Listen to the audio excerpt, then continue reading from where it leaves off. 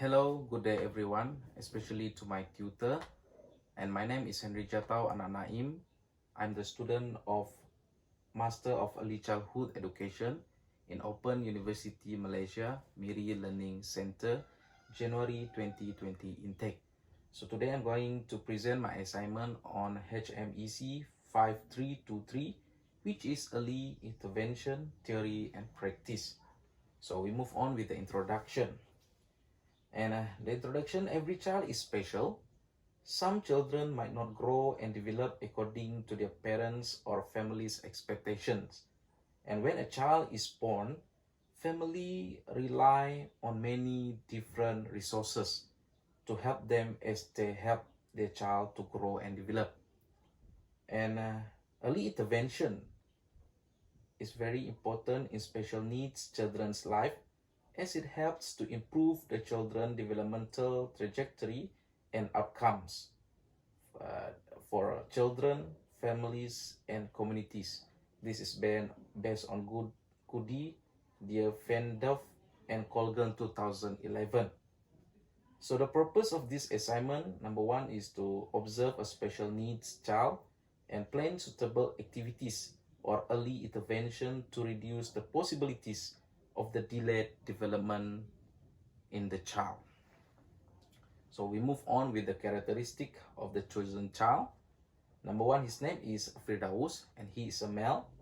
He is 6 years old, preschooler, and the special need or disability that he experienced is visual impairment, and he is unable to see things around him clearly, but he does not experience total loss vision. He just experienced low vision.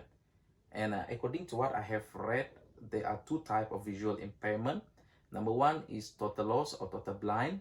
Number two is low vision. Only some part of his vision is not clear. Okay, and he is passive, not participate actively in the teaching and learning activities in the classroom and outside the classroom as well. And he always rub his eyes with his hand. And according to Salvin 2016, vision or visual impairment is the loss of some aspect of vision that reduces someone's abilities to see. Okay, so here are the possible developmental delays with the child. Okay, number one is the cognitive developmental delays. So according to Rodriguez 2018, cognitive development refers to the capabilities or abilities of children to think or learn, explore and figure things out. So the child could not, or Firdaus could not process the information. He did not focus in the class and he could not recognize and identify the alphabet. So this will lead to the problem that he will have in his cognitive development, which is to gain new knowledge, difficulties to gain new knowledge. So I believe that this child, if there is no early intervention taken, he will having or experience cognitive developmental delays. Number two, possible developmental delays. Number two is the language and communication developmental delays. So according to Nelson 2011, language is a broader system of expressing and receiving information, such as being able to understand gestures. The child or Firdaus was having difficulty to understand the spoken words and the gestures or actions made by his friends and the teacher. This is based on my observation. And with that, communication breakdown is occur. For example, the teacher asks him to go there with the sign, or ask him to smile, show smiley face, as well as doing some gestures. But this Firdaus, he couldn't do that because of his visual impairment. He can't see, he couldn't see things clearly. That lead to communication breakdown. Okay, number two, physical developmental delays. And number three, this is number three, physical developmental delays. Visual information serve as a stimulus for children to move and as a feedback through which a child learns to correct and improve their movement. This is based on Baque, Cavalcante, Oliveira, dan Sarinho and Catuzzo 2019. So Firdaus, because of his visual impairments, he have the limitation or opportunities to participate in physical activities and sports.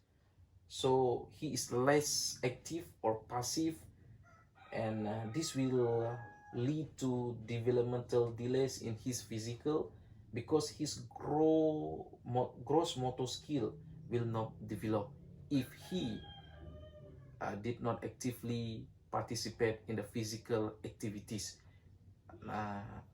in and out of the class. Number 4, socio-emotional developmental delays. So according to Thompson 2012, socio-emotional development can be defined by the convergence of social and emotional growth. Now, based on what I have observed, Firdaus, because of his visual impairment, he maybe feel neglected, upset, and disappointed or demotivated. That cause him to less communicate and interact with his friends around him in the class. So the biggest challenges in visually impaired children are to understand the emotion of other people's, paying attention to things around them, and engaging with the environment. So this happened to Firdaus. So there are 3 recommended suitable activities and the reason why I choose this activity. Number 1 is sensory play.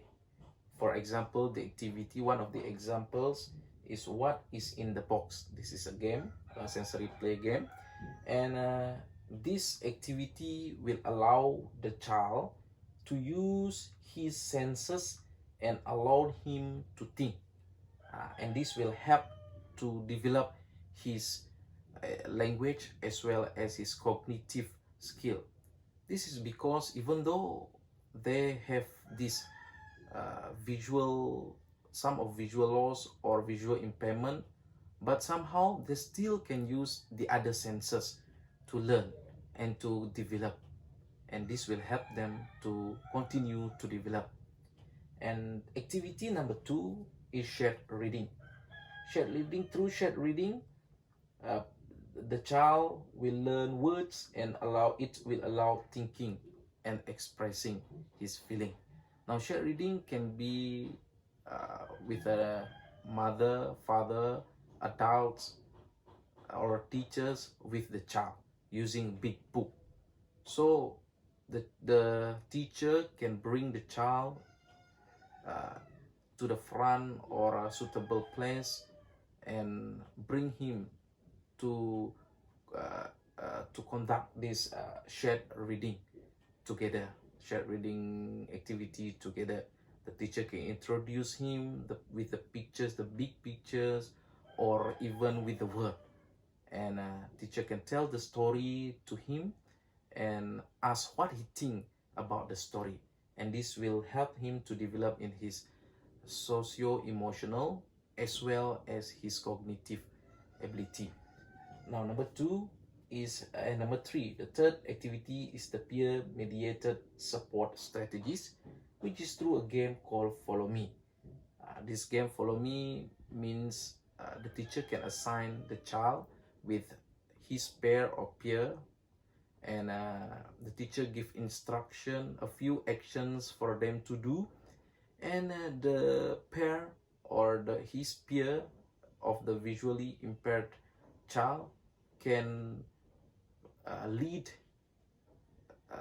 this boy and explain to him what they are going to do. And during this activity, his pair or his peer can do the actions and help his friend to do the action as well.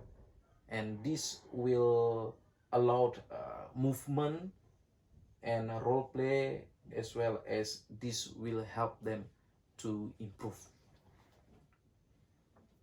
Okay, the conclusion. Early intervention is very important in special needs children's life, as it helps to improve the children's developmental trajectory and outcome for children, families, and communities. So besides that, through this assignment, I also come up with a few suggested suitable activities of early intervention program for the child in order to reduce the possibilities of the delayed development. And in a nutshell, teachers and the parents or families of children with development delays or disabilities should aware of their children and come up with early intervention to help them to grow as other children do. So here are the references, and with that, thank you.